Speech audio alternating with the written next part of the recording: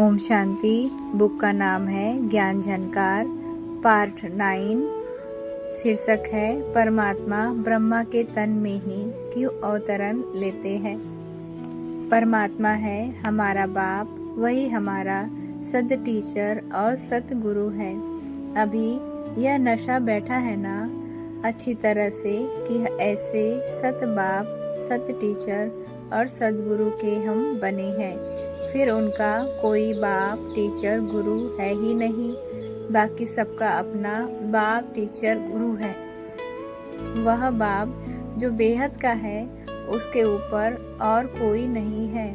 Creator का कोई creator नहीं। हमारे क्रिएटर, डायरेक्टर अभी कौन है? वो है जिनके ऊपर कोई क्रिएटर, डायरेक्टर ही नहीं है। अभी उनसे हमारा प्रैक्टिकल संबंध है, सिर्फ कहने के लिए नहीं, प्रैक्टिकल में है। अभी आप सबने उनसे प्रैक्टिकल संबंध जोड़ा है ना। वो भी अभी आया है और प्रैक्टिकल में अपने संबंध दे रहा है। उसका वादा भी है यदा यदा ही। जब ऐसा समय होता है तो मैं आता हूँ, तो जरूर कहीं से आता है ना, कोई ठिकाने से आता है ना। अगर वर्तमान में वह यहाँ बैठा हुआ होता तो आता क्यों कहता? आता माना जाता, आता और जाता उसी चीज के लिए कहते हैं कि आता, जो वहाँ नहीं है। अगर सर्वव्यापी है तो आता शब्द बनता नहीं है। यह भी समझने की बात है। उसने भी कहा हुआ है कि यदा यदा ही धर्मस्य ग्लानिर्भवति भारतः, तब मैं आता हूँ। आता कहा है ना, आता है तो जरूर और कोई ठिकाने का रहवासी है जहाँ से आता है, और हम भी उस ठिकाने के रहवासी है। नेक्स्ट टॉपिक है दो दुनिया है। हम कहाँ के रहवासी है? निराकारी दुनिया के। हम आत्माओं का निवास स्थान है निराकारी दुनिया। अंग्रेजी में इनकॉर्पोरियल वर्ल्ड कहेंगे। ऐसा नहीं है कि उस स्थान पर एक ही परमात्मा रहता है। एक ही रहता है तो वर्ल्ड, दुनिया क्यों कहते? वर्ल्ड माना वहाँ रहने वाले बहुत होते हैं। यहाँ देखो बहुत मनुष्य है, इसीलिए इसको कहा जाता है मनुष्यों की दुनिया, ह्यूमन वर्ल्ड। एक आदमी होता है तो उसको दुनिया नहीं कहेंगे ना। दुनिया में बहुत होते हैं, उसको भी वर्ल्ड कहते हैं, इनकॉर्पोरियल वर्ल्ड। निराकारी एक नहीं है, निराकारियों की दुनिया है। वह बहुत निराकारियों के रहने का स्थान है। बहुत निराकारी कौन है? आत्माएं। यह भी समझना है, हमारा भी ठिकाना उधर का है, लेकिन हम इधर पार्ट बजाने आते हैं। अनेक जन्मों में चल पड़ते हैं। वो परमात्मा आता है एक बार, और उसको कोई जन्मों में चलना नहीं है। वो अपने कर्मों का फल नहीं लेते हैं। हम सब आत्माएं अपने पाठ, अपने संस्कार और कर्म के हिसाब से जन्म लेते चलते हैं। उनका पाठ टेम्पररी, अल्पकाल के लिए दूसरों का शरीर लेने का है। उनका कोई कर्म का हिसाब नहीं होता। समझो उनका पार्ट ही ऐसा होता है, टेम्पररी। उसको कहे प्रवेश। वे प्रवेश होते हैं थोड़े समय के लिए, शरीर लेकर के नॉलेज सुनाते हैं। ऐसा नहीं है कि बच्चे के शरीर में आए, जैसे समझते हैं कि कृष्ण के शरीर में आकर सुनाया। कृष्ण के छोटे शरीर में आकर ज्ञान कैसे सुनाएंगे? समझाने के लिए तो शरीर बड़ा चाहिए ना।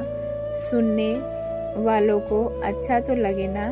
अगर छोटे बच्चे के शरीर में आए और कहे बच्चे, शोभा लगेगी।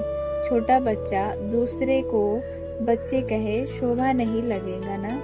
अगर छोटा बच्चा यहाँ बैठा हुआ हो और परमात्मा उसमें आकर कहे कि हे बच्चे, मैं आया हुआ हूँ, अब चलना है तुमको परम धाम, क्या वह अच्छा लगेगा?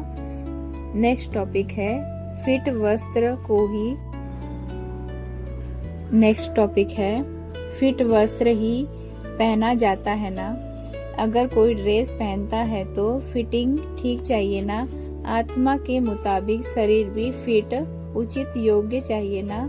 जरूर कोई ऐसा बुजुर्ग शरीर हो जिसमें आकर बच्चे कहना शोभे। साकार में भी हमारे पिता टीचर और गुरु बनते हैं तो कहने में भी उसमें शोभा रहे ना। सामने वाले को भी लगे कि वह बाप है। बाप तो बुजुर्ग होता है ना, इसीलिए परमात्मा भी बुजुर्ग शरीर में आते हैं। ये सभी बैठ करके बाप समझाते हैं कि मैं आता हूँ और अपना काम चालू करता हूँ। ऐसा नहीं कि मैं आकर के छोटा शरीर लेता हूँ, फिर बड़ा होता हूँ, फिर नॉलेज सुनाता हूँ। मुझे आना ही है अपना काम करने के लिए। इसीलिए तुम्हारे सदृश माँ की और किसी अन्य की पालना नहीं लेता हूँ। मुझे क्या पालना लेने की दरकार है? तुम क्या मुझे पालोगे? मैं तो आता हूँ नॉलेज देने के लिए। समय पर आना है, नॉलेज देना है और समय पर पूरा करना है। और काम पूरा होता है तो मैं चला जाऊंगा। ऐसे नहीं है कि मैं यहीं बैठ जाऊं। इसीलिए बाप कहते हैं कि मैं आता हूँ अपने समय पर और तन भी लेता हूँ जो सब बातों में अनुभवी हो। इस नॉलेज को समझाने के लिए फिट योग्य तो चाहिए ना। जैसे तुम लोग अपने अपने रस्म अनुसार अपने योग्य कपड़े पहनते हो ना, वैसे परमात्मा भी अपने रस्म अनुसार अपने फिट अनुसार तन का आधार लेता है। उसकी रस्म कौन सी है वो बैठ करके समझाता है। उस आत्मा के शरीर में ही क्यों आता है उसको भी बैठ करके वही समझाता है। उस आत्मा ने ही बहुत जन्मों का चक्र लगाया हुआ है। कौन सा चक्र? आप लोगों ने एक चित्र देखा होगा जिसमें दिखाते हैं कि विष्णु की नाभि कमल से ब्रह्मा निकलता है। इसका भी रहस्य है। विष्णु सो ब्रह्मा, ब्रह्मा सो विष्णु। विष्णु इनके ही 84 जन्म है। विष्णु माना लक्ष्मी नारायण कंबाइंड है ना, इनके ही बहुत जन्म है। शुरू का था विष्णु, सर्वगुण संपन्न, 16 कला संपूर्ण निर्विकारी। फिर जन्म लेते लेते उनका लास्ट जन्म हुआ, वह है ब्रह्मा। फिर ब्रह्मा सो विष्णु। जिस मनुष्य का सबसे पहले जन्म हुआ था उनके ही 84 जन्म के अंतिम जन्म के अंत में मैं आता हूँ। यानी विष्णु का जो अंतिम जन्म है उसमें आता हूँ। विष्णु का अंतिम जन्म कौन सा हुआ? ब्रह्मा। विष्णु सो ब्रह्मा, ब्रह्मा सो विष्णु। इन्हीं के कारण ब्रह्मा का दिन, ब्रह्मा की रात का गायन है। विष्णु का दिन, विष्णु की रात नहीं कहा गया है, क्योंकि परमात्मा आता है अंत में ब्रह्मा के शरीर में। इसीलिए ब्रह्मा की रात कहने में आएंगी। जिसकी रात पूरी करके जिसका दिन शुरू करता है उसका ही नाम आएगा ना। ब्रह्मा के तन में आकर के बाप सैपलिंग लगाता है। विष्णु से सैपलिंग नहीं लगती है, ब्रह्मा से सैपलिंग लगती है। इसीलिए जहाँ से सैपलिंग लगती है वहाँ से बतलाएंगे कि इनकी रात और इनका दिन पूरा होता है। बाप कहते हैं मैं आकर के इनकी रात का अंत और दिन का आरंभ करता हूँ। ये सारी बातें बाप आकर के सुनाते हैं। नेक्स्ट टॉपिक है, जिस धर्म की स्थापना करनी है उस धर्म के प्रथम मानव के तन में ही आएंगे ना। बाप कहते हैं कि मैं ब्रह्मा के तन में ही आता हूँ और किसी की बात ही नहीं। मैं आता हूँ वो वंशावली बनाने के लिए। कौन सी? विष्णु की, यानी देवी देवताओं की। संसार में पहले जो एक धर्म एक राज्य वाला धर्म था, उस देवी देवता धर्म की स्थापना करने के लिए मैं आता हूँ। गीता पाठी तो गाते हैं कि यदा यदा ही धर्मस्य, कहते तो है कि जब भारत में अधर्म हुआ तब भगवान आया और धर्म की स्थापना की। अगर किसी से पूछा जाए कि भगवान ने कौन सा धर्म स्थापन किया, बता सकेंगे नहीं। उसने विष्णु वंशावली की यानी लक्ष्मी नारायण वंशावली के धर्म की स्थापना की। इसको कोई नहीं जानता है। अगर आप क्रिश्चियन से जाकर पूछे कि क्राइस्ट से कौन सा धर्म स्थापन हुआ, तो वो बतलाएंगे कि क्राइस्ट द्वारा क्रिश्चियन धर्म स्थापन हुआ। बौद्धियों से भी आप पूछेंगे तो वे भी कहेंगे कि बुद्ध द्वारा यह धर्म बौद्ध धर्म स्थापन हुआ। सभी अपने धर्म स्थापक के नाम से बतलाएंगे कि फलाना फलाना धर्म स्थापन हुआ। अगर भारतवासियों से पूछा जाए कि स्वयं गीता के भगवान ने जो कहा है कि मैं धर्म स्थापन करने आता हूँ, वो कौन सा धर्म है जिसको उसने स्थापन किया, बतलाएंगे कोई नहीं। भारतवासियों को अपने धर्म का नाम ही पता नहीं है। अगर सुनाते हैं तो भी कहेंगे हम हिंदू हैं, हमारा धर्म हिंदू है। अरे हिंदू कोई धर्म नहीं है। हिंदुस्तान में रहने के कारण हिंदूवासी या हिंदुस्तानी नाम पड़ा है। हिंदू अर्थात हिंदुस्तान में रहने वाला। इस प्रकार ऐसे ही अपने को हिंदू कहलाते रहे हैं। हिंदी कोई धर्म तो नहीं है ना। नेक्स्ट टॉपिक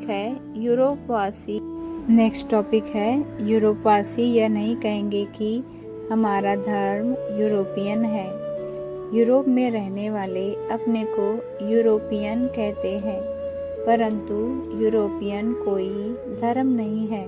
अगर आप यूरोपियन से पूछे कि तुम्हारा धर्म कौन सा है, वो थोड़े ही कहेंगे कि हमारा धर्म यूरोपियन है।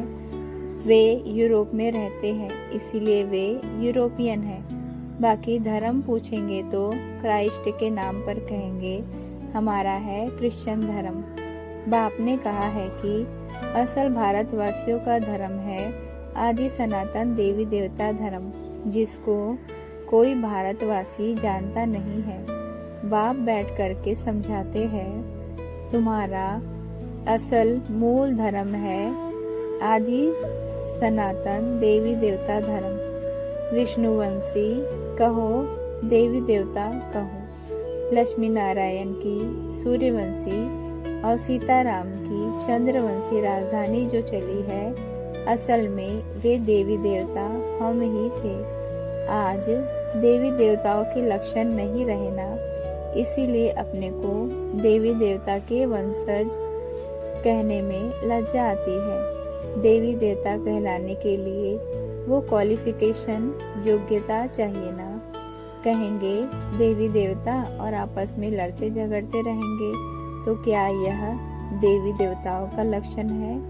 नहीं है ना। जब हम देवी देवता थे उस समय हमारे में क्वालिफिकेशन दैवी गुण थे, बल था। उस समय हम कभी अकाले नहीं मरते थे, कभी रोग आदि नहीं होता था। हमारे पास कर्म श्रेष्ठता का बल था। इसीलिए बाप कहते हैं कि मैं आता हूँ उसी में जो पहला पहला उस राजधानी का किंग महाराजा बनता है। इसीलिए कहा गया है कि विष्णु सो ब्रह्मा और ब्रह्मा सो विष्णु। हम सो विष्णु कहेगा हम सो ब्रह्मा, और ब्रह्मा भी कहेगा हम सो विष्णु। हम सो हम। यह है विष्णु आदि का जन्म, वह है ब्रह्मा अंत का जन्म। इसीलिए परमात्मा अंत वाले 84वें जन्म में आएगा ना। विष्णु का 84वां जन्म कौन सा हुआ? ब्रह्मा। फिर ब्रह्मा जाकर के विष्णु बनता है, अर्थात श्री नारायण बनता है। ये सारी बातें बैठ करके बाप समझाते हैं। इनके ही 84 जन्मों का चक्र है। इसी चक्र में सभी धर्मों के बाय प्लॉट चलते हैं। जब इनके सूर्यवंशी और चंद्रवंशी जन्म पूरे होते हैं, ये नीचे आते हैं, तो पीछे दूसरे धर्म का आना आरंभ होता है। बाप कहते हैं कि जब पीछे इस देवी देवता धर्म का और सब धर्मों का अंत आता है, तब मैं आता हूँ और आकर के नई दुनिया की सैपलिंग लगाता हूँ। नेक्स्ट टॉपिक है, जब पहला मनुष्य अंत का मनुष्य बनता है, तब परमात्मा उसमें प्रवेश करता है। परमात्मा विष्णु के 84वें जन्म के अंत में आकर ब्रह्मा जो पतित बना है, उसको भी पावन बनाते हैं और उनकी जो वंशावली है, उसको भी पावन बनाते हैं। वही वंशावली दूसरे जन्म में फिर जा करके विष्णु की वंशावली या देवी देवताओं के सूर्यवंशी राजा महाराजा बनते हैं। यह है विष्णु सो ब्रह्मा और ब्रह्मा सो विष्णु। इसीलिए परमात्मा ब्रह्मा के तन में ही आते हैं। कहते हैं ना, लास्ट सो फर्स्ट। पहला मनुष्य कौन है? पहला देवता मनुष्य या आदमी है विष्णु, और अंत का मनुष्य है ब्रह्मा। लास्ट वाला यह ब्रह्मा ही सतयुग का पहला देवता मनुष्य विष्णु बनता है, और यह पहले वाला विष्णु ही लास्ट वाला मनुष्य ब्रह्मा बनता है। कई लोग पूछते हैं, परमात्मा ब्रह्मा के तन में ही आता है क्या? अन्य धर्म वालों के तन में क्यों नहीं आता? अन्य धर्म जब ब्रह्मा की रात पूरी होती है तब आते हैं। उन धर्मों में भी golden age, silver age, copper age और आयरन एज है। ये धर्म आते ही है पीछे में। परमात्मा को पीछे वाले धर्म की स्थापना तो नहीं करनी है ना। उन धर्मों के स्थापक तो है ही, परमात्मा को स्थापन करना है पहले वाला धर्म आदि सनातन देवी देवताओं का। इसीलिए पहले वाले धर्म की स्थापना करने के लिए उसको पहले धर्म वाले के तन में आना पड़ता है। यह सभी हिसाब समझने का है। नेक्स्ट टॉपिक है भक्ति मार्ग में ब्रह्मा बाबा विष्णु के बहुत बड़े भक्त थे। आपने चित्र देखा होगा ना, विष्णु आराम से लेटा हुआ है, उसकी नाभि से कमल का फूल निकला हुआ है, उसके ऊपर ब्रह्मा जी बैठे हुए हैं, हाथों में वेद आदि पकड़ करके। लक्ष्मी विष्णु के पांव दबा रही है। चित्रकारों ने बैठकर के ऐसे चित्र बनाए हैं। पिताश्री भी सुनाते हैं ना कि हमने यह चित्र देखा कि लक्ष्मी बैठ करके विष्णु के पांव दबा रही है। यह तो स्त्री जाति का अपमान है। तो मैंने चित्रकार को कहा कि इस लक्ष्मी को काट दो, खाली विष्णु को रख दो। भक्ति मार्ग में बाबा विष्णु के बहुत बड़े भक्त थे। बाबा को विष्णु में बहुत प्रेम था, उसकी बहुत पूजा करते थे। विष्णु का वे चित्र बाबा को बहुत अच्छा लगा, लेकिन लक्ष्मी दासी बनकर बैठी है वो अच्छा नहीं लगा। तो आर्टिस्ट चित्रकार को कहा कि लक्ष्मी को निकाल दो, उसको मुक्त कर दो, हमको सिर्फ विष्णु का फोटो बना कर दो। बाबा तो विष्णु का भक्त था ही, लेकिन उनको पता नहीं था कि मैं ही विष्णु था और मैं ही अंतिम जन्म में आया हूँ। पिताश्री ही भक्ति करते करते बहुत गिरे और आप ही पूज्य और आप ही पुजारी बने ना। बाबा विष्णु का बहुत पूजन करते थे।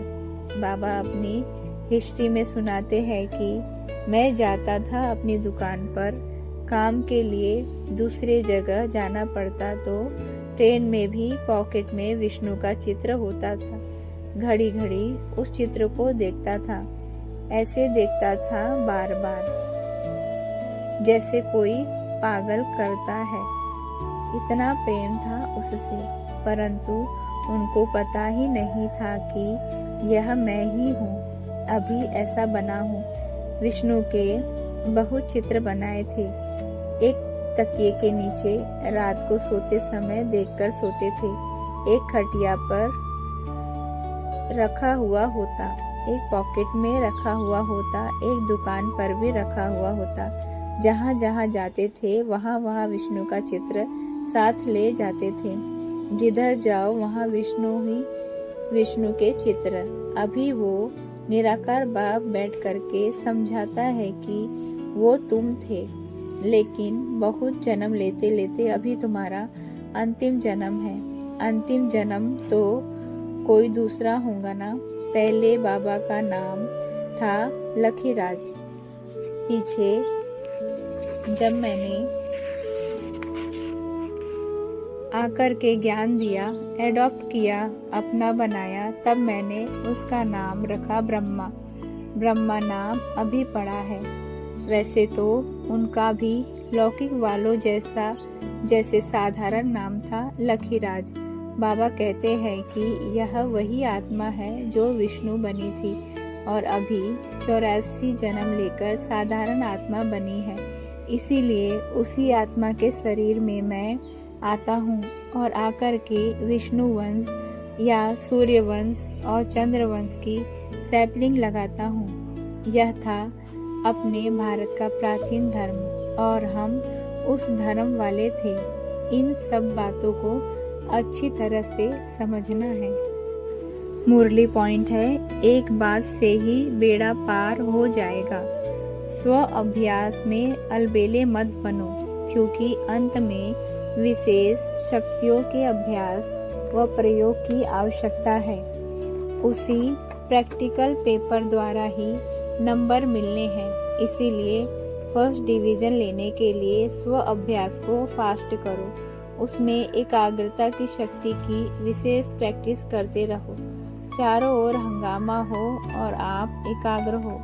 साइलेंस के स्थान और परिस्थिति में एकाग्र होना यह साधारण बात है, लेकिन चारों ओर हलचल के बीच एक के अंत में खो जाओ, अर्थात एकांतवासी हो जाओ। एकांतवासी हो, एकाग्र स्थिति में स्थित हो जाओ।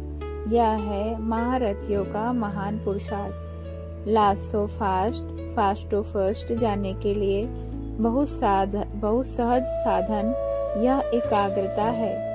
इसी एक बात से बेड़ा पार हो जाएगा। एक की याद में रहो, एक की ही महिमा करते रहो, एक के ही गीत गाते रहो और एक का ही परिचय देते रहो। जहाँ एक है वहाँ एक रस स्थिति स्वतः बन जाती है। अव्यक्त बाप दादा। शीर्षक है, समझदार बनो और जिम्मेवारी उठाओ। ज्ञान का मतलब ही है समझ। समझ का अर्थ यह नहीं है कि वेद शास्त्रों का अध्ययन करना।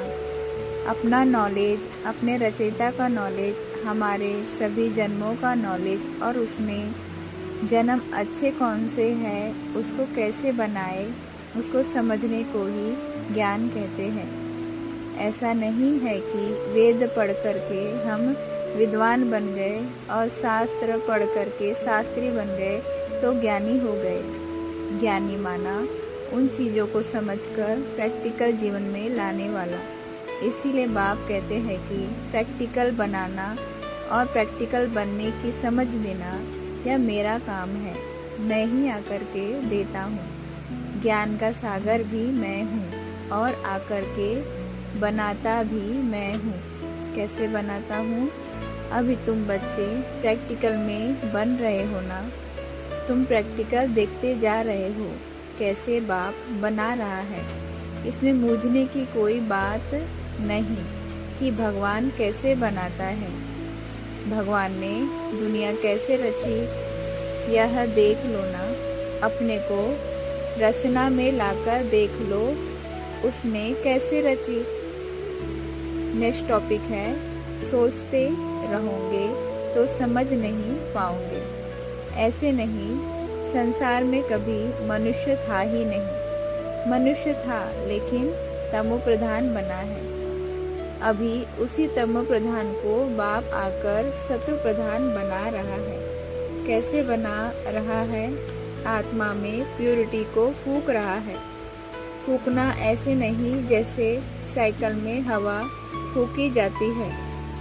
हमारे में प्योरिटी की धारणा करा रहे हैं। जब हम प्योरिटी को पाएंगे, उसी तरह की अपनी जनरेशन पाएंगे।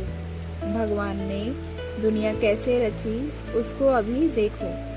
प्रैक्टिकल में खुद ही आकर के उसका काम देख लो। ऐसे प्रश्न पूछते रहोगे, सोचते रहोगे तो समझ नहीं पाओगे। कोई कहते हैं कि दुनिया पहले लाल लाल गोल गोल थी। कोई कहते हैं कि पहले दुनिया में बंदर ही बंदर थे। क्या भगवान ने ऐसी दुनिया रची? क्या पहले बंदर ही बंदर रचे, बाद में मनुष्य को रचा? पहले बंदर, बाद में मनुष्य? वाह! इसका अर्थ हुआ कि मनुष्यों से बंदर अच्छे थे। बाप कहते हैं कि ऐसी बात नहीं है। मनुष्य तो अनादि है। ऐसे नहीं कहेंगे कि कभी मनुष्य थे ही नहीं। हाँ, मनुष्यों की संख्या कभी थोड़ी होती है और कभी बहुत होती है। संख्या बढ़ती है, घटती है, इसका परिवर्तन होता है। बाकी मनुष्य था ही नहीं, ऐसी बात नहीं है। मनुष्य कुल अनादि है।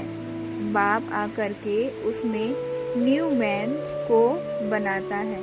न्यू मैन बनाना माना जरूर ओल्ड मैन होगा, तभी न्यू मैन बनाएंगे ना। न्यू मैन का अर्थ क्या है? उसका अर्थ है कि ओल्ड मैन है।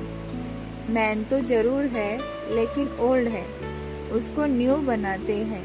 न्यू मैन का अर्थ है, यह नहीं है कि मैन ही नहीं है। मनुष्य है वह पुराना अर्थात तमो प्रधान और दुखी हो गया है। उसी को बाप आकर के न्यू मैन, नया मनुष्य बनाते हैं, अर्थात उसमें नयापन अर्थात सुख के संस्कार भरते हैं। वो कैसे भरते हैं, उसको बाप बैठ करके स्पष्ट रूप से समझाते हैं। तुम लोग अच्छी तरह से समझ गए हो ना कि परमात्मा कौन है और उसने कैसी दुनिया रची। उस दुनिया का पहला पहला मनुष्य कौन है? परमात्मा ने डायरेक्ट जो पहली रचना रची, उसको क्या कहेंगे? मुख वंशावली ब्राह्मण, जिनको ब्रह्मा मुख से रचा। मुख से रचा माना ऐसा नहीं है कि मुख से निकल आए। बाप ने ब्रह्मा के मुख द्वारा जो नॉलेज सुनाया, उस नॉलेज से हम प्रकट हुए हैं। उस ज्ञान से हम प्यूरिफाई शुद्ध बने हैं, तो हम हो गए उनकी मुख वंशावली। ब्रह्मा को प्रजापिता ब्रह्मा कहते हैं। प्रजापिता ब्रह्मा के तन में प्रवेश कर इनके द्वारा परमात्मा नए मनुष्यों की रचना करते हैं। परमात्मा तो निराकार है ना। निराकार मनुष्य सृष्टि को रचेगा तो मनुष्य के द्वारा ही रचेगा ना। ब्रह्मा द्वारा ब्रह्मा के तन में बैठ करके यह रचना रचते हैं। समझा इन बातों को अच्छी तरह से? अच्छा, बेहद का बाप बैठ करके यह नॉलेज दे रहा है। ऐसे बाप से ऐसे नॉलेज को धारण करके अपने को ऐसा बनाना है। हम भी तो मास्टर नॉलेजफुल है ना। हमारा फादर है नॉलेजफुल और हम है मास्टर नॉलेजफुल। मास्टर बच्चों को कहा जाता है। हम मास्टर नॉलेजफुल, हम भी कोई कम थोड़े ही हैं। बाप ने हमें जो नॉलेज सुनाया है, उससे हमारी आंखें खुल गई है। जब हम भी मास्टर नॉलेजफुल बने हैं, तो उसी नॉलेज से हमें अधिकार पाने का है। पाकर सदा खुश में रहना है। हम भी अपने सुख के लिए तो करते हैं ना। सुख कैसा होगा, सुख कहाँ से होगा, दुख क्यों होता है, किन बातों से होता है, बेचारे मनुष्य जानते ही नहीं है। खाली दुख होता है तो दुखी होकर रोते हैं, चिल्लाते हैं, हे भगवान, हे ईश्वर, ऐसे ऐसे पुकारते हैं। दुख किस बात से हुआ, क्यों हुआ, इस बात को जानना चाहिए ना। खाली हे भगवान कहने से क्या होगा। नेक्स्ट टॉपिक है समझदार बाप के बच्चे, समझदार बनो। अभी हमारे पास ज्ञान की रोशनी है। 5 विकारों से हमारे कर्म बुरे हुए हैं। बुराई के कारण हमें दुख होता है। जब रोग होता है, कोई अकाले मरता है, लड़ाई झगड़े होते हैं, निर्धनता होती है, तब दुख होता है। ये दुख हमें कहाँ से आए? ये रोग किसने दिया? भगवान ने दिया? नहीं, अपने अपने बुरे कर्मों ने इनको बनाया। अभी हमको यह समझ होनी चाहिए कि हम बुरे कर्म न करें, जिससे हमारे रोग न बने। अपने को रोगी बनाने वाले, निर्धन बनाने वाले, अकाले मृत्यु में लाने वाले हम खुद ही हैं। इनको भगवान ने नहीं दिया है। कई समझते हैं कि रोग को भगवान ने दिया, दुख मिला तो कहते हैं भगवान ने दिया। यह तो भगवान के ऊपर दोष लगाना है। भगवान कहता है कि मैं अपने बच्चों को थोड़े ही दुख दूंगा। लौकिक बाप भी अपने बच्चों को दुख देने का ख्याल नहीं करता। क्या आप अपने बच्चे को दुख देने का ख्याल करते हो? कभी नहीं। जब आप लौकिक पिता अपने बच्चे को दुख नहीं देते हो, तो वो तो पारलौकिक पिता है, वो कैसे देगा? उसकी महिमा ही करते हो ना कि तू सदा सुखदाता, तू दुख हरता, सुख करता, ऐसे महिमा करते हो ना। या हे भगवान, तू दुख करता, सुख हरता है, ऐसे करते हो? नहीं ना। आप महिमा करते हो दुख हरता और सुख करता। वह दुख हरने वाला है, इसीलिए तो उसको दुख में याद करते हैं ना। अगर दुख देने वाला होता तो उसको दुख में क्यों याद करते कि हे भगवान मुझे सुख दो। दुख को हमने ही अपनी भूल से विकारों के वश होकर के बनाया है। इसीलिए बाप कहते हैं, बच्चे ये सब बातें समझ करके इन विकारों का संग छोड़ो तो दुखों से मुक्त हो जाओगे। समझा? बातें कुछ समझ में आती है? समझदार बाप के बच्चे हम सभी अभी समझदार बन रहे हैं। समझदार के ऊपर बड़ी जिम्मेवारी होती है। जितने बच्चे बड़े होते हैं उतनी जिम्मेवारी आती है सिर पर। अभी हम बच्चों को रिस्पॉन्सिबल, जिम्मेवार रहना है।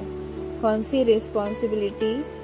अब हम समझदार बने हैं तो दूसरों को भी समझदार बनाना है। समझदार भूल करता है तो उसके ऊपर ज़्यादा बोझ चढ़ता है। अगर कोई समझदार व्यक्ति बुरा काम करता है तो कहते हैं ना, अरे तुम समझदार आदमी, इतने अच्छे, तुमने ऐसा काम किया, उसके ऊपर और ही मैल चढ़ेगा। समझदार बनते हो तो फिर कोई बुरा काम करने का नहीं है। अगर किया तो उसकी सजा डबल हो जाएगी। ऐसी बातों को अच्छी तरह से समझते आगे बढ़ते चलो। अव्यक्त महावाक्य है, एकाग्रता की शक्ति को बढ़ाओ। एकाग्रता की शक्ति बहुत विचित्र रंग दिखा सकती है। वे सिद्धि वाले भी एकाग्रता से ही सिद्धि प्राप्त करते हैं। एकाग्रता की शक्ति बढ़ानी है। जितना भी समय मिले, 2 मिनट, 5 मिनट चले जाओ एकाग्रता की शक्ति में, तो थोड़ा थोड़ा करते भी जमा हो जाएगा। तब शक्तियों द्वारा सर्वशक्तिवान की प्रत्यक्षता होगी। अव्यक्त बाप दादा। ओम शांति।